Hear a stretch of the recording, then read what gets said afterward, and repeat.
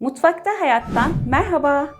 Mutfakta Hayat'tan Antalya'nın lezzetlerinden baba keki tarifi, mısır unlu, tahinli, bol susamlı yapacağım bu kek iştah kabartacak ve normal kekten farklı malzemelerle yapıyoruz.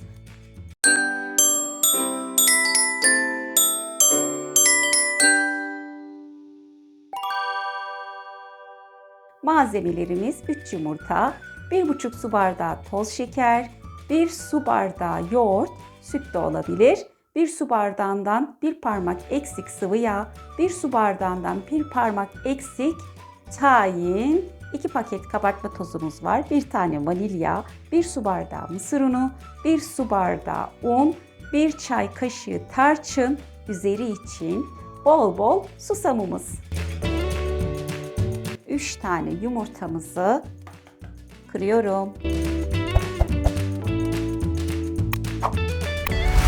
Şekerimizi de ilave ediyorum. Yaklaşık 5 dakikaya yakın köpürene kadar iyice çırpıyoruz.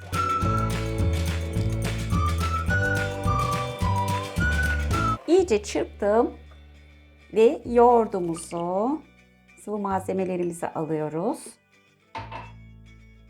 Tahinimizi,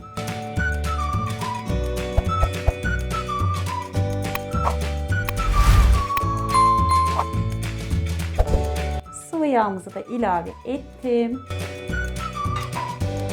Şöyle çok hafif bir harmanlayacağım. Unumuzu, mısır unumuzu eliyorum. Şöyle. Unumuzu da eliyorum.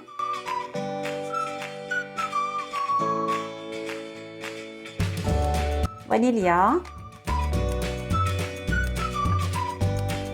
Kabartma tozlarımızı da ilave ediyoruz.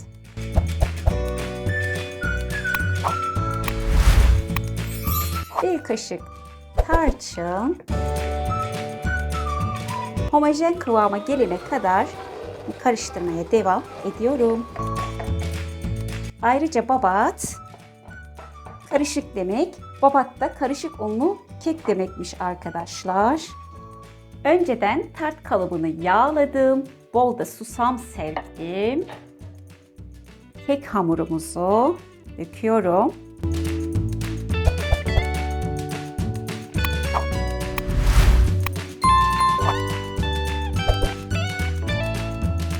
Hava kabarcıklarımızın çıkması için de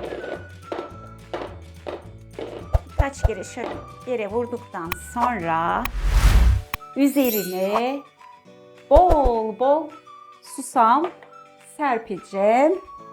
Babata kekinin en önemli püf noktaların biri de üzerine tamamen bol susamla kaplıyoruz. 170-180 derecede fırından fırına fark eder. Alt üst ayarda 50 dakikaya yakın kontrollü bir şekilde pişiriyorum.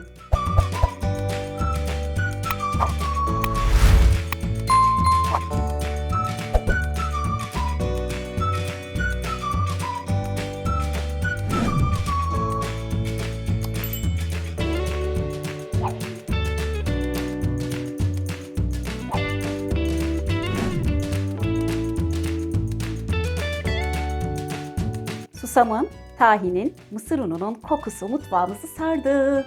Antalya'nın babata keki hazır. 15-20 dakika dinlenmeye bırakıyorum. Kahvenin, çayın yanında keyifle tüketebileceğiniz, herkesin çok severek yiyeceği babata keki tarifini yapacaklara şimdiden kolay gelsin. Ayrıntıları kaçırmamak için videolarımı sonuna kadar izlemeyi unutmayın. Videolarımı beğeniyorsanız kanalımıza abone olup yorum, beğeni, kalp bırakmayı unutmayın. Kanalımızı izlediğiniz için teşekkür ederim. Tekrar bir başka videoda görüşmek üzere.